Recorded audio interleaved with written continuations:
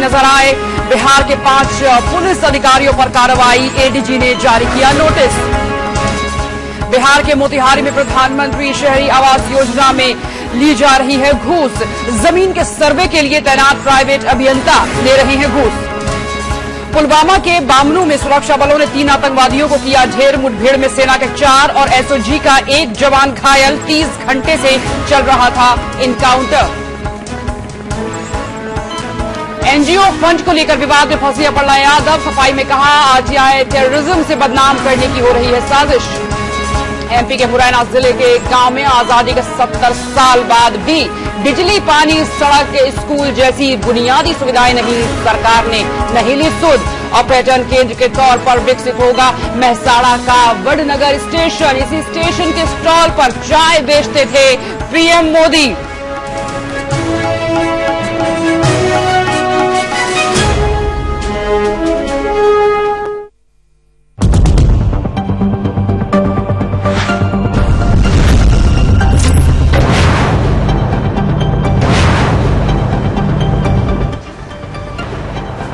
स्वागत है आपका 10 से 11 देश हमारा कार्यक्रम में। और अगले 1 घंटे में हम आपको बताएंगे तमाम बड़ी खबरें। आपको बता दें, खबरें सबसे पहले होगी उत्तर प्रदेश से, जहां पर पुलिसकर्मी कैंडी क्रश गेम खेलते हुए नजर आए हैं। उसके अलावा खबरें कुछ अंतर्राष्ट्रीय भी होंगी, यानी कि चीन और भारत के बीच जो संबंध में गहमागहमी आती हुई दिखाई दे रही है, क्या बातचीत का रास्ता खुलेगा। और साथ ही होगी पीएम के इजरायल दौरा। ये तमाम खबरें आपको विस्तार से हम बताएंगे।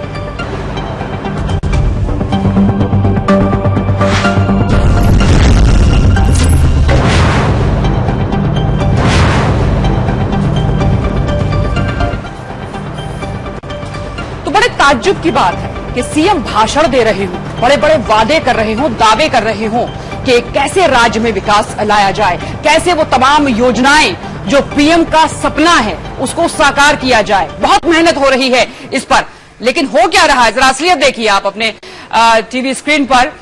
यहां पर पुलिस मोबाइल पर गेम खेल रही है और सीएम साहब भाषण दे रहे हैं। जिन लोगों पर कानून व्यवस्था को संभालने का जिम्मा हो, अगर वही कानून की धज्जियां उड़ाते नजर आए तो कार्रवाई जरूरी हो जाती है। और ऐसा ही कुछ हुआ है बिहार में। बिहार के मुख्यमंत्री नीतीश कुमार के नशाबंदी कार्यक्रम में मोबाइल पर कैंडी क्रश खेलते और सोशल साइट पर तस्वीरें देखने पर पुलिस के 5 अधिकारियों पर कार्रवाई हुई है। एडीजी हेडक्वार्टर ने SP Manu Maharaj, city SP Kundan Kushwaha, IPS Pankaj Raj को नोटिस भेजा है। एडीजी हेडक्वार्टर संजीव सिंघल ने इन अफसरों के इस व्यवहार को बेहद गंभीरता से लिया है। गौरतलब है कि बिहार के सीएम नीतीश कुमार के कार्यक्रम में ये सभी आईपीएस हिस्सा ले रहे थे।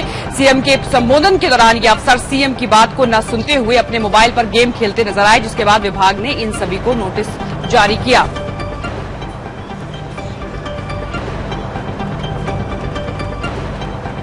तीन ऑफिसर को हमने शो कॉज किया है। एक पटना के सीनियर एसपी साहब हैं, एक पटना के सिटी एसपी साहब हैं और एक पंकज राज। ये 3 को हमने शो कॉज किया है। इस इशू पे शो कॉज किया है कि एक डिसिप्लिन फोर्स के लोग हैं, ऑफिसर्स हैं, और उसके साथ बहुत इंपॉर्टेंट इशू डिस्कस हो रहे हैं। एक कॉन्डक्ट की बात आती है, आईपीएस ऑफिसर से बहुत हाई लेवल के कॉन्डक्ट की उम्मीद की जाती है। तो वो क्योंकि उनका कॉन्डक्ट जो था, जो डिजायरेबल लेवल है, उससे बिलो लेवल का पाया गया, इसलिए उनको शो कॉज किया है। तो बहुत गंभीर यहाँ पर अधिकारी जो हैं पुलिस के वो दिखाई दे रहे हैं और बहुत गंभीरता से इसको लिया गया है। हमारे साथ रंजन कुमार मंगलम है, हमारे सहयोगी। रंजन, क्या हो रहा है बिहार में? आखिर देखिए, कैंडी क्रश गेम खेल रहे हैं, लेकिन कैंडी क्रश गेम खेलते हुए वो अपनी जिम्मेदारियों को कहीं ना कहीं नजरअंदाज कर रहे हैं। निश्चित रूप से जिम्मेदारी को पूरी तरह से नजरअंदाज कर रहा है, और तब कर रहा है जब एक सरकार के तमाम जो महकमे के शीर्ष पद पर बैठे हुए लोग हैं, मुख्यमंत्री बैठे हुए हैं, पुलिस महकमे के जो डीजीपी सबसे उच्च पद पर जो होते हैं वो बैठे हुए हैं, मुख्य सचिव बैठे हुए हैं। इससे बड़ा कोई पद नहीं होता है। दोनों जो क्षेत्र के लोग हैं वो बैठे हुए हैं और मुख्यमंत्री ये खुद संबोधित कर रहे हैं कि विधि व्यवस्था कैसे ठीक हो, राज्य का विकास कैसे ठीक हो, और जो शराबबंदी कानून एक कहें कि राज्य सरकार की बहुत बड़ी उपलब्धि है और एक महत्वाकांक्षी योजना है, उसको कैसे धरातल पर उतारा जाए और इसको लागू करने के लिए इतने बड़े कार्यक्रम का आयोजन किया जा रहा हो और पूरी तरह से सफलता की जिम्मेवारी जो है वो पुलिस पर निर्भर करता हो, और वो पुलिस अगर उसमें गेम खेलता पाया जाए तो इसको क्या कहा जाएगा? ये मजाक बनाया जा रहा है, महज मुख्यमंत्री का नहीं, ये डीजीपी का भी, मुख्य सचिव का भी और पूरी सरकार का, कि एक सामान्य सा पदाधिकारी जो है वो जब इतनी बड़ी बड़ी बातें की जा रही हो, इतना बड़ा प्लान तैयार किया जा रहा हो और उस वक्त एक पुलिस पदाधिकारी के लोग गेम खेलते पाए जाए। और इसमें मैं कहना चाहूंगा कि जो कार्रवाई हुई है वो कहीं न कहीं सरकार अभी भी उन पदाधिकारियों पर नरमी बरत रही है, इसलिए कि उसमें कहीं कोई अब जांच की बात नहीं रह जाती है, इसलिए कि पूरी तरह से वीडियो स्पष्ट है कि वो गेम खेल रहे हैं। और यही अगर दूसरा कोई पदाधिकारी होता तो वो सस्पेंड हो जाते, डिस्चार्ज हो जाते, लेकिन जो लोगों का नाम आया है वो कहीं न कहीं सरकार के चहेते लोग हैं, डीजीपी के पसंदीदा लोग हैं, सरकार के करीबी लोग हैं। यही वजह है कि अभी तक सिर्फ शो काउज हुआ है। अब इसमें कहां से जांच का सवाल क्या खड़ा होता है? स्पष्ट है, स्क्रीन पर दिख रहा है कि वो गेम खेल रहे हैं और कौन खेल रहे हैं। कितने कार्रवाई गाज गिरनी चाहिए थी, लेकिन सरकार नरमी बरत रही है। कितने बिजी हैं कैंडी क्रश गेम खेलने में रंजन, ये तो साफ स्क्रीन पर दिखाई दे रहा है। और अगर कार्रवाई करनी होती तो बहुत जल्द कार्रवाई हो चुकी होती इन लोगों के खिलाफ। कहीं ना कहीं नजरअंदाज कर रहे हैं अपनी जिम्मेदारियों को। बहुत बहुत शुक्रिया रंजन इस जानकारी के लिए। बिहार की एक दूसरी खबर है, उस पर भी हम रंजन के साथ जुड़ेंगे और उनसे जानकारी लेंगे। बिहार की खबर है कि भाई प्रधानमंत्री जो शहरी विकास योजना है उसका किस तरीके से फलिता लग रहा है। जमीन के सर्वे के लिए अभियंता वहां पर आते हैं लेकिन घूस ले रहे हैं। और आपको ये भी हम साथ ही बता दें कि बिहार के मोतिहारी की हम बात कर रहे हैं, जहां पर प्रधानमंत्री शहरी आवास योजना में नपाई के नाम पर घूस लिया जा रहा है। जमीन के सर्वे के लिए ड्यूटी में लगाए गए प्राइवेट अभियंताओं पर खुलेआम घूस लेने का आरोप है। और नगर परिषद के सर्वे के मुताबिक वार्ड नंबर 33 में 3 परिवारों को प्रधानमंत्री आवास योजना का लाभ मिलने वाला है, लेकिन बीपीएल परिवारों से सर्वे के नाम पर 1500 रुपए की अवैध वसूली की जा रही है। अभियंता ने घूस लेने की बात को मानते हुए कहा कि नगर परिषद सर्वे और नपाई के लिए किसी प्रकार का भुगतान नहीं करती है, जिस कारण वो लाभार्थियों से पैसे लेते हैं और सर्वे कर नगर परिषद को रिपोर्ट देते हैं। वहीं लोगों का यह भी कहना है कि सर्वे के बाद जल्द भुगतान मिले और घर बन सके, इसलिए वो घूस देने को तैयार हो रहे हैं। 2016-17 में मोतिहारी नगर परिषद में 245 बीपीएल परिवारों को प्रधानमंत्री आवास योजना के तहत लाभान्वित करना है, जिसका चयन किया जा चुका है। क्या 1500 रुपए आपने दिए? 1500 रुपए दिए हैं। क्या बोला पैसा के लिए? बोले 1500 रुपए मतलब हमारा अथी है, नक्शा बनाते हैं, नगर पालिका तरफ से आए हुए, 1500 रुपया लगता है। अभी जो नापी किए कितने लोग को इधर इंदिरा आवास? 3 आदमी तो हम नापी किए हैं, जिनका पेपर है। क्या चीज का पैसा लिए? कि हम प्राइवेट हैं, गवर्नमेंट हमको पैसा नहीं देती है, हम मेहनत करते हैं, उसका पैसा है। कितना पैसा लिए? 1500 रुपया लेता है। क्या नगर पालिका बोला? क्या नगर पालिका से हमको ये नहीं है, नगर पालिका हमको देती नहीं है। और एक बार फिर से हम रंजन का रुख करेंगे। रंजन, यहां पर अभियंता घूस लेते हुए पाए गए हैं और प्रधानमंत्री शहरी विकास योजना के दौरान जमीन का सर्वे करने जाते हैं और घूस लेते हैं। देखिए, पूरी तरह से ये ठगी का मामला है या ये योजना नहीं है। 2-3 चीजों को देखना होगा। योजना नहीं है और योजना वैसे लोगों के लिए शुरू की गई है जो गरीब तबके के लोग हैं, बीपीएल परिवार के लोग हैं। और जो अभियंता नियुक्त किए गए हैं इनके सर्वे के लिए, वो उनको लगता है कि इनके साथ अगर ठगी का काम किया जाए तो ये हो सकता है कि कहीं नहीं शिकायत करेंगे, अपनी बात कहीं नहीं रखेंगे। यही वजह है कि उनको ये कहते हैं कि हम प्राइवेट से रखे गए हैं, हमको पैसा नहीं मिलता है, जबकि सच्चाई है कि उनको संविदा के आधार पर इनको रखा गया है, इनको बाजाप्ता सैलरी मिलती है। लेकिन एक तरफ संविदा के आधार पर नियुक्त ये इंजीनियर है और दूसरी तरफ उनको ठगने का काम करते हैं कि उनको बाहर से प्राइवेटली रखा गया है। और यही वजह है कि उनको कहीं ना कहीं लगता है कि गरीब तबके के लोग हैं, ये अपनी बात कहीं नहीं रखेंगे। दूसरी चीज की योजना नहीं है, बहुत लोगों को यह पूरे बातों की जानकारी नहीं है और गरीब के तबके के लोग अपनी बातों को सही जगह तक पहुंचा नहीं रहे। तो पूरी तरह से देखें कि एक मॉनिटरिंग का अभाव है। तो सरकार को, प्रशासन के लोगों को इस नई योजना जो शुरू की गई है इसके लिए मॉनिटरिंग का एक सिस्टम डेवलप करना चाहिए, ताकि जो ठगी का काम चल रहा है कि संविदा पर काम भी कर रहे हैं, सैलरी भी ले रहे हैं और जो आम लोग हैं उसे यह कह करके कि हमें पैसा नहीं मिलता है, वो पैसा दो, ये ठगने का जो काम चल रहा है उस पर रोक लगाया जाए। हालांकि अभी तक डीएम के स्तर से जो कार्रवाई होनी चाहिए, जो इंजीनियर ऐसे कह रहे थे उनको अविलंब हटाया जाना चाहिए, अभी तक उस पर कार्रवाई कुछ नहीं हो पाई है। बिल्कुल। और 2016-17 में मोतिहारी नगर परिषद में 245 बीपीएल परिवारों को प्रधानमंत्री आवास योजना के तहत लाभान्वित करना है। तो आप समझ सकते हैं कि कितना बड़ा टारगेट है। क्या ये टारगेट अचीव हो पाएगा? क्योंकि इस तरीके से घालमेल हो रहा है, भ्रष्टाचार हो रहा है इस योजना के तहत। बहुत बहुत शुक्रिया रंजन इस जानकारी के लिए। अब बात करेंगे पीएम के इजराइल दौरे को लेकर, क्योंकि बहुत अहम ये दौरा माना जा रहा है। और राजनयिक संबंध जो 1992 में बने, उसके बाद से अब तक पहली बार ऐसा है कि भारत का कोई पीएम इजराइल जा रहा हो। तो हम आपको ये बता दें, पिछले 70 सालों में वो इजराइल की यात्रा पर जाने वाले पहले भारतीय प्रधानमंत्री हैं। और ऐसे में पूरी दुनिया की नजरें इस दौरे के दौरान होने वाली द्विपक्षीय बातचीत और दोनों देशों के बीच होने वाले समझौते पर हैं। इजराइल के मुताबिक भारत और इजराइल के बीच संयुक्त रणनीतिक साझेदारी, कृषि और स्पेस क्षेत्र में सहयोग को लेकर आपसी समझौते होंगे। इसके अलावा भारत और इजराइल के बिजनेस समुदाय की मीटिंग भी होगी। तो बहुत सारे अहम मुद्दे इसमें होने जा रहे हैं, बहुत सारी उम्मीदें हैं। और अभी तक कह सकते हैं कि एक संतुलित संबंध भारत और इजराइल के बीच देखने को मिले हैं। और अब आपको इस बात बता दें कि पीएम मोदी अपने 3 दिवसीय इजराइल दौरे के दौरान कई कार्यक्रमों में भाग लेंगे। पीएम इजराइल के पीएम बेंजामिन नेतन्याहू से द्विपक्षीय संबंधों पर लंबी बातचीत के अलावा इजरायली राष्ट्रपति से भी मुलाकात करेंगे। पीएम इसके अलावा इंडियन सेमेट्री में भारतीय शहीद जवानों को श्रद्धांजलि भी देंगे। और इसके बाद वो वाशेम स्मारक संग्रहालय भी जाएंगे और यहूदियों के सबसे बड़े नरसंहार होलोकास्ट में मारे गए लोगों को श्रद्धांजलि देंगे। पीएम मोदी वहां प्रमुख भारतीय और इजरायली सीईओ से भी मिलेंगे।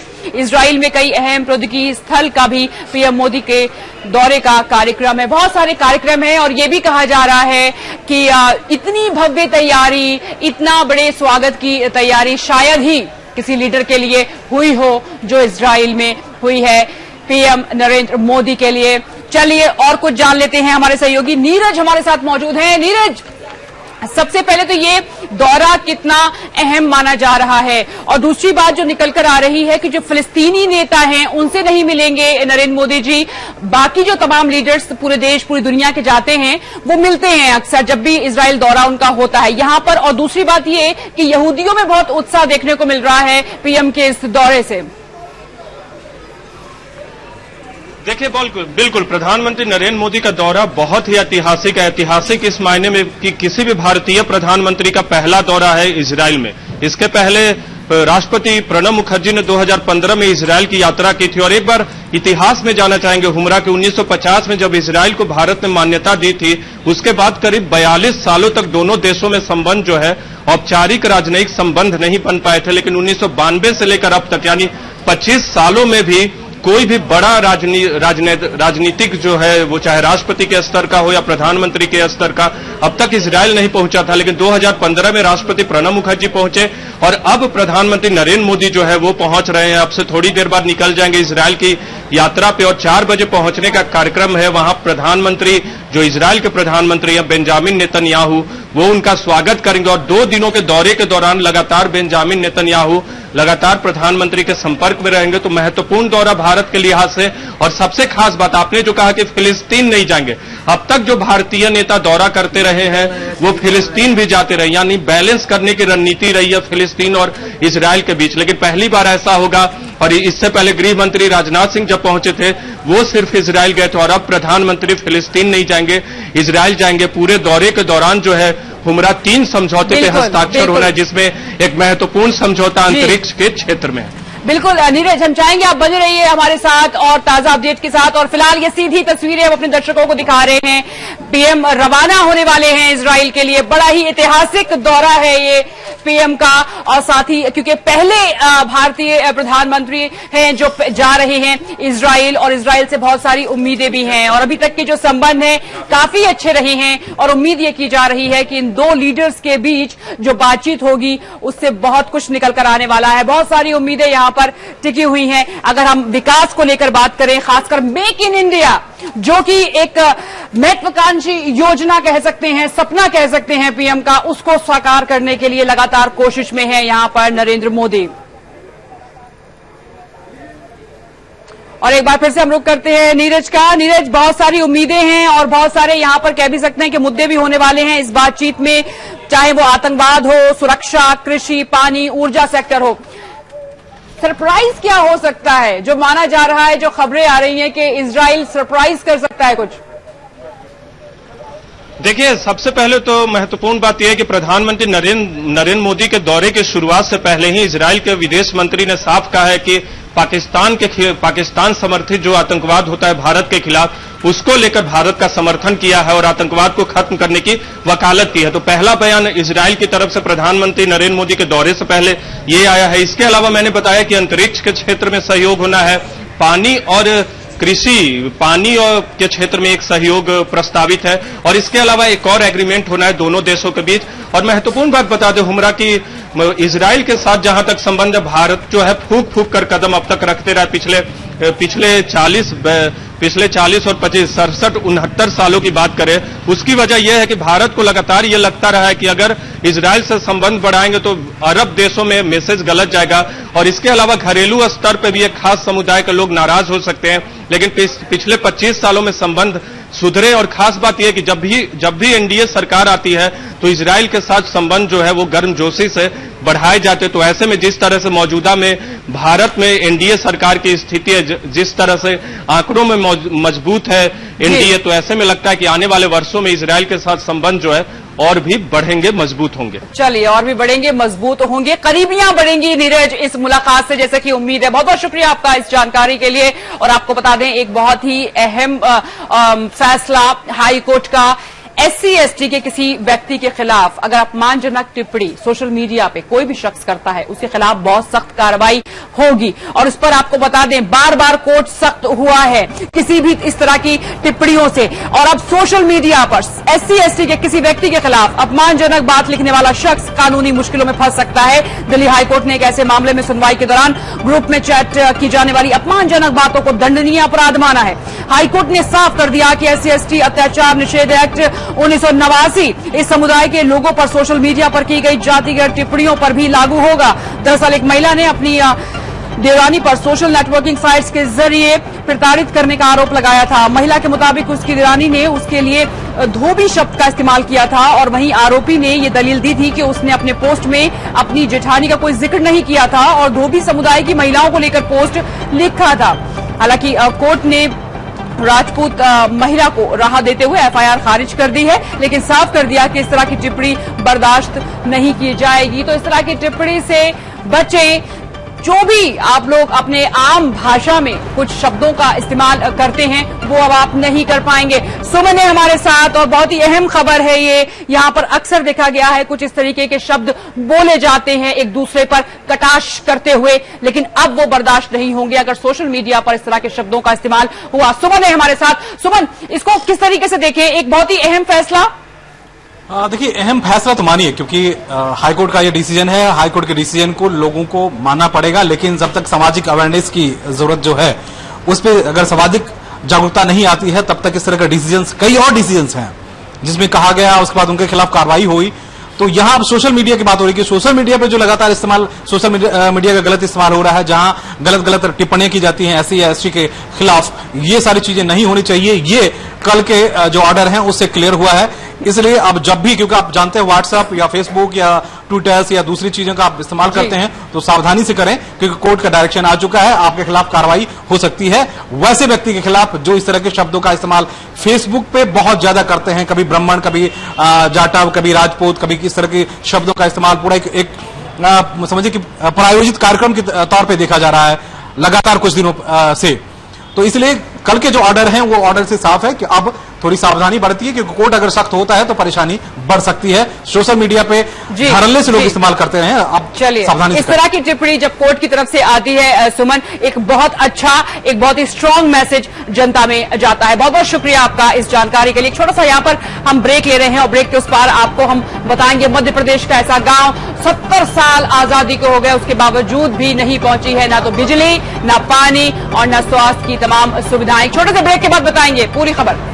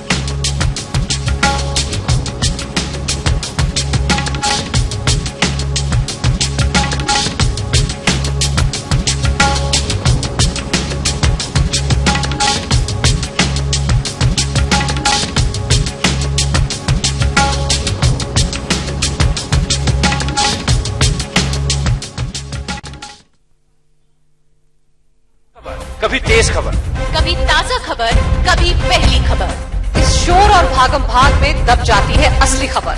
पहुंचता नहीं पूरा सच आप तक, लेकिन ये शुरुआत। उठाएगा हर हकीकत से पर्दा, लगेगी सच्चाई और भरोसे पर मोहर। एक बार फिर आपके हक के लिए बुलंद करेगा आवाज।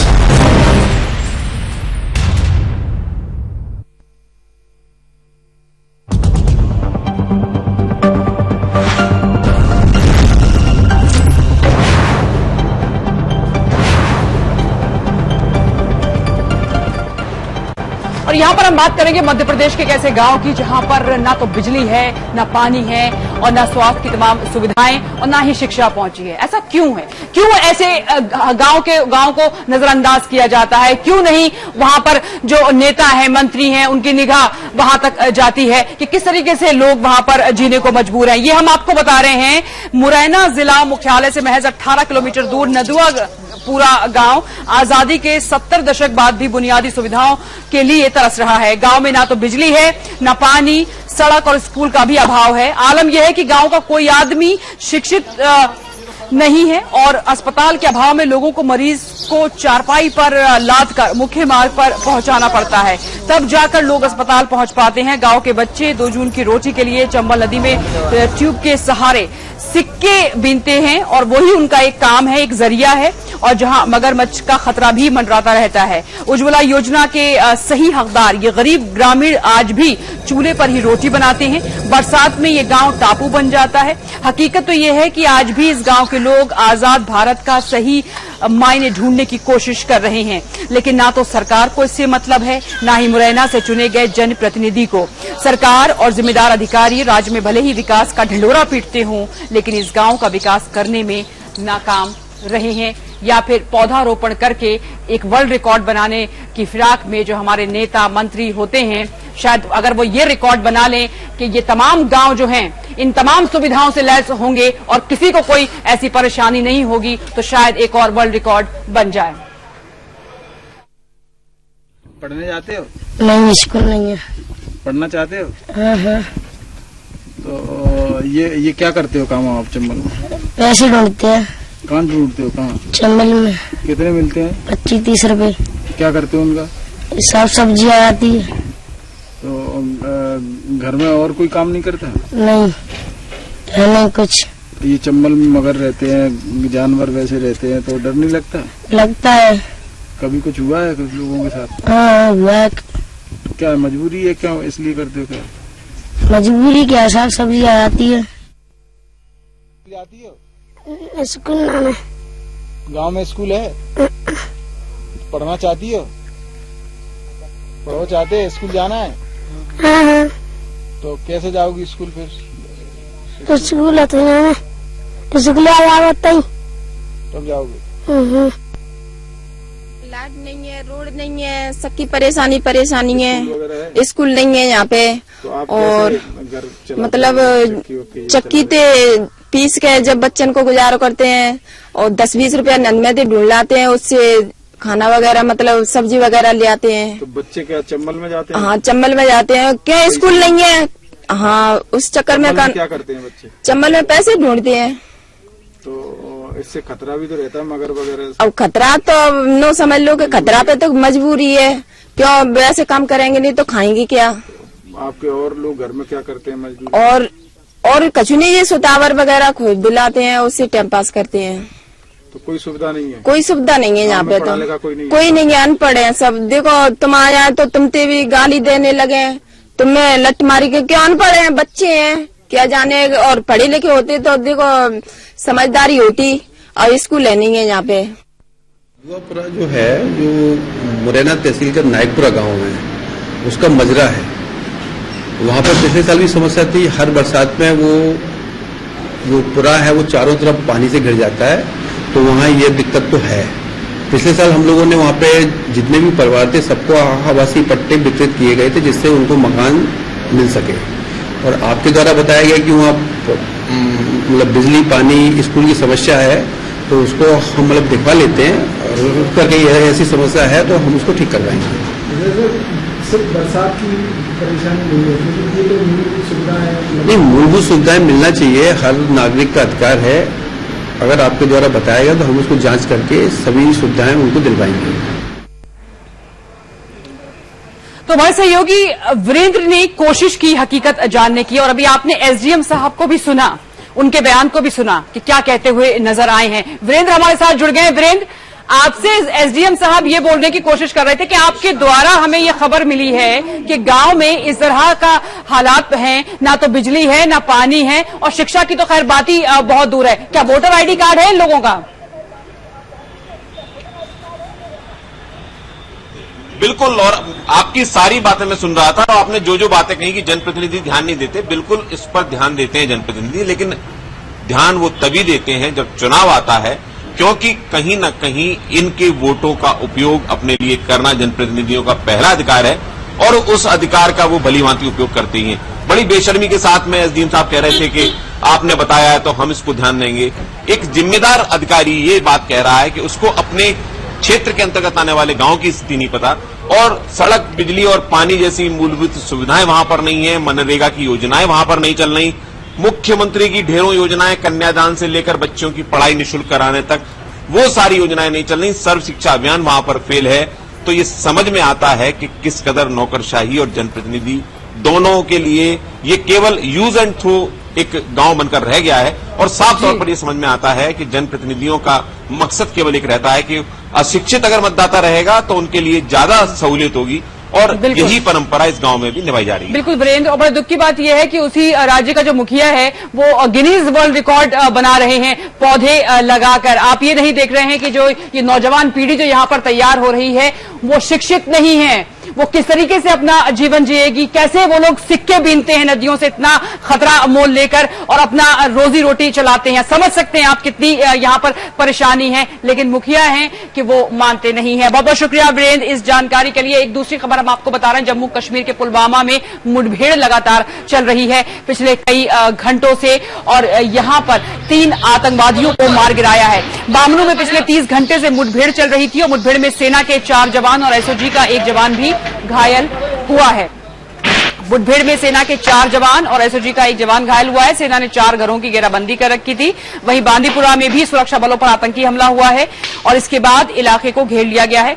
सेना सर्च अभियान में जुट गई है। आपको ये बता दें कि कल सुबह सेना ने पुलवामा में 2 आतंकियों को मार गिराया था, और लगातार आतंकियों की धरपकड़ अभियान चल रहा है, और काफी तेजी से ये ऑपरेशन चलाए जा रहे हैं, जहां पर आतंकवादी भी पकड़े जा रहे हैं या मारे जा रहे हैं। उसके अलावा घेराबंदी भी इन लोगों की हो रही है, लेकिन कहीं ना कहीं जो आम लोग हैं वहां पे, जो नागरिक हैं, वो कुछ रोड़ा पैदा कर रहे हैं, परेशानियां जो है पैदा कर रहे हैं इन जवानों के रास्ते में। बिलाल है हमारे साथ। बिलाल, अब वहां पर अभी जम्मू कश्मीर में ही कम से कम 2 से 3 ऑपरेशंस लगातार चल रहे हैं, किस तरह के हालात हैं अभी वहां पर?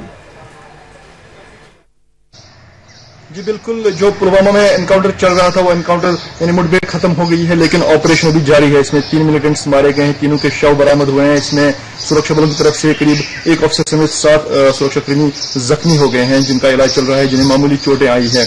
इस ऑपरेशन में अभी 3 मकान जो है वो पूरी तरह से तबाह हो गए हैं। जो गांव है उस गांव के एंट्री एग्जिट पॉइंट्स अभी भी सील कर दिए गए हैं। अभी सर्च चल रहा है, मॉपिंग चल रही है, ये इंश्योर करने की कोशिश की जा रही है कि कोई और मिलिटेंट इस एरिया में तो नहीं है। इसी बीच ये खबर आ रही है कि बांदीपुरा के अजस में रोड ओपनिंग पार्टी जो सुरक्षा बलों की है उस पर हमला हुआ है। इसमें डिटेल आना बाकी है। श्रीनगर बांदीपुरा रोड को फिलहाल यातायात के लिए बंद कर दिया गया है। अजस के पास ये हमला हुआ है, जहां एक तरफ साउथ कश्मीर में पुलवामा में 2 दिन के बाद मुठभेड़ खत्म हो गई है, वहीं दूसरी तरफ नॉर्थ कश्मीर के बांदीपुरा से यह खबर आ रही है कि रोड ओपनिंग पार्टी पर मिलिटेंट्स ने हमला किया है, और डिटेल आना बाकी है। श्रीनगर बांदीपुरा रोड को फिलहाल यातायात के लिए बंद कर दिया गया है। जी बिलाल, बहुत बहुत शुक्रिया आपका इस जानकारी के लिए। और चलिए दूसरी खबर की तरफ बढ़ते हैं। खूंखार आतंकवादी, खतरनाक आतंकवादी की हम बात करेंगे, सैयद सलाउद्दीन की, जिसने खुद मीडिया में कबूल किया है कि उसने दहशतगर्दी फैलाने के लिए और तमाम घटनाएं करवाने के लिए कश्मीर में फंडिंग की है, और ये फंडिंग अलगाववादियों को की